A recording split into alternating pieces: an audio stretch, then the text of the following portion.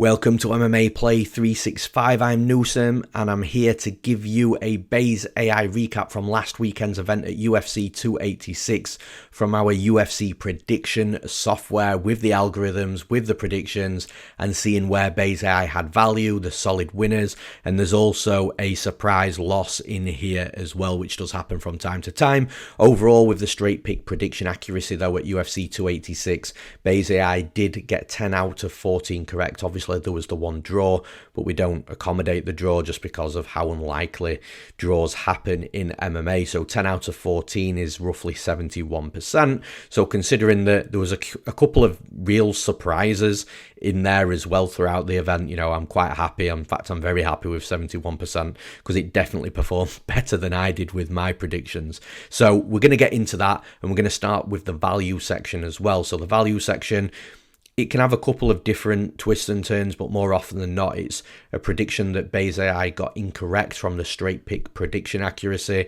However, it did state that the bookies had the lines way too wide and provides value for anybody who uses Base AI to look for the deficiencies in the betting lines and where you're going to have value between that as well. So that fight is actually the main event and was the trilogy, the welterweight championship between Leon Edwards and Kamaru Usman. So Base AI had Leon Edwards to win the fight at 41%. And it's actually really interesting because when you look back at where Base AI had this fight last time they fought, where Leon Edwards won, it had Leon Edwards to win at 43% there. So it was a couple of percent less this time around for Edwards, but roughly still around the same. And you can kind of get that. And this is where I'm really impressed with how the AI changes when it gets new information and different information, because although Leon Edwards won last time out, he was getting dominated by Usman until he found the head kick. So that again factors in, and consider Edwards knocking Usman out like that again, probably very unlikely to happen, and of course didn't happen, even though he did try a couple of times in the same way. So it was a couple of percent less. However, there's still a lot of value there because Edwards to win at 41%, Base AI is saying that Edwards should be a plus 144 underdog, which is not a massive underdog, but you could have got Leon Edwards around plus 200, plus 210, maybe plus 190, depending on what bookies you had available. So there's still a lot of value there. And of course, Leon Edwards went into the fight. Of course, it was still very close, and Edwards ended up winning on a decision. And like I say, at 41%, it's saying the fight's going to be relatively close. It's saying that, yeah, it agrees that Leon Edwards should have been the underdog, but it's also saying there's a lot of value there. If you are underdog hunting and you are looking for value, that's absolutely a value spot there at plus 200. So again, for me, even though it was an incorrect overall prediction from Base AI, it's still providing value. And this is what I say time after time, just because it says one fighter is at 41% and Base AI isn't picking that fighter to win doesn't mean that you can't find value from a betting perspective. There's a big difference between a pick and a bet, and this is a perfect example of that. And now we're moving on to the solid winners section. I'm going to start with actually a real good one. It almost ended up in the surprise win section. We've got Yanal Ashmoz versus Sam Patterson. And the reason why this almost entered the surprise winners section is because, listen, I'm a big fan of Sam Patterson. I've watched him fight in Brave outside of the UFC. I've seen him beat better fighters than Ashmoz, in my opinion. I've seen him be a very dangerous striker with accumulation of volume. I've seen him handle wrestlers and stand back up, and I thought his UFC call was just a perfect timing for him. So of course I was very surprised when Sam Patterson lost this fight, especially in the way he did. However, you look at how Base AI was seeing this fight, because Base AI doesn't have any hype or isn't high on any certain fighter. It looks at data, it looks at numbers, it looks at statistics and facts. So Base AI had Ashmoz to win the fight at 51%. So it wasn't saying, look, Ashmoz should be a massive favourite here. But what it was saying is Ashmoz should have been very slightly favoured against Sam Patterson, which again was a surprise to me when I saw the predictions come live on the site. So Ashmoz to win at 51% is minus 104 odds implied. So it was, like I said, it was saying that he should have been a very, very slight favourite, almost a pick him with a slight edge onto Ashmoz basically. But at minus 104 odds implied, you're actually seeing plus 230, plus 240 on the betting lines. So the value there is absolutely insane, because Base AI is saying a coin flip. It should be a coin flip, but you're getting more than a plus 200, a 2-1, more than a 2-1 underdog on Ashmoz to win the fight. So there's a ton of value even on the money line, even before we look at anything else. So then you can dig even further. Ashmoz to win inside the distance. That's your knockout and your submission percentages added together. Inside the distance, 40%. That's plus 150. So your plus 150 odds implied on inside the distance is now still less than the money line odds that you could have got on Ashmoz, which is crazy. But if you'd have actually bet inside the distance, you'd have got plus 400 to plus 465 on Ashmoz to win inside the distance, which he did. He knocked Patterson out cold. In fact, it was a horrific knockout to the point where Patterson was still trying to fight once he'd got back up on his feet from the knockout. About a minute later, he was still trying to fight officials because he thought he was in the fight still. So bad knockout. Then we go to Ashmoz knockout, 24%. Now, it's not massively high for that specific KO TKO, but 24% is plus 317 odds implied. At the bookies, you'd have got plus 600 to plus 650. Insane value. It doesn't matter if 24% is low. You're getting value from what Veronica has said to what you're getting at the bookies. So whether you look at the win, the inside the distance, or the KO, you've got insane value on the underdog across the board. The only one that Veronica didn't hit was the KO round 1. Now, this was interesting because it actually said that Ashmoz's best chance for the knockout is going to be in round 2.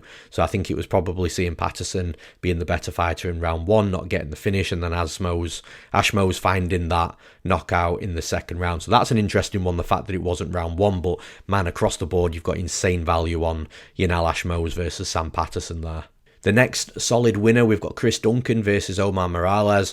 Myself and it seemed quite a lot of other people were quite high on Morales in this particular fight. I did bet Morales, and as it happens, going head-to-head with Veronica, once again, I take the L, which is frustrating, but also shows that Veronica has got a solid foundation and a solid core. But Chris Duncan to win was actually 64%. I was shocked at this when I saw it at 64%. I thought Omar Morales might have been slightly favoured by Veronica, but if it was Duncan, then it probably would have been around the 51, 52% maybe. But again, that's just me second guessing it. 64%. Odds implied on 64%, minus 178. You could have had Duncan at minus 110, minus 105. He was around that pick'em line throughout. So, again, a decently high percentage, a ton of value on the money line, and Chris Duncan, in my opinion, won comfortably. I know it was a split decision. It shouldn't have been. That 30-27 from Morales was just insanely bad. Chris Duncan won that fight. 64%. Good job by Veronica. The next solid winner, the co-main event, Justin Gaethje versus Rafael Fiziev. Rafael Fiziev, it seemed like a lot of people were massively high on him. I did pick Justin Gaethje to win, but I thought it might have been a bit of a trap. I just really wasn't sure what to expect in this fight. Veronica had Gaethje to win at 53%. Odds implied at 53% was minus 113. So it was basically saying that Gaethje should have been around a pick'em. It's one of these fights that's a coin flip with a slight edge onto one fighter. At minus 113 odds implied, you'd have got plus 200 at the bookies, or in and around plus 200, maybe 190, maybe plus 210, depending on where and what bookies you've got access to. But regardless, Justin Gaethje at 53% at plus 200 is a solid pick. You're getting value. It's an underdog again. And yeah, the value's there on the underdog. We also gave Justin Gaethje away as our free Veronica prediction as well for last week. And that was, again, free on the MMAPlay365 website. Just click the Veronica page and we put a free prediction there every single week. So we even gave that plus 200 value underdog away free. So yeah, really good job from Veronica again. And to finish, we're going to finish with the surprise winners. Might have also even been put in the bad losses as well. You know, every now and again, it doesn't happen every event. It's not even every couple of events. Maybe every 3 or 4 events, there will be a prediction like this that doesn't go the way Veronica says. But, you know, as I say all the time, you know, we're going to get these every now and again. And when Veronica is predicting an outcome for every possible outcome obviously can't happen, so there's going to be losses here and there. Sometimes it's with a big percentage, and that's what's happened in this particular fight.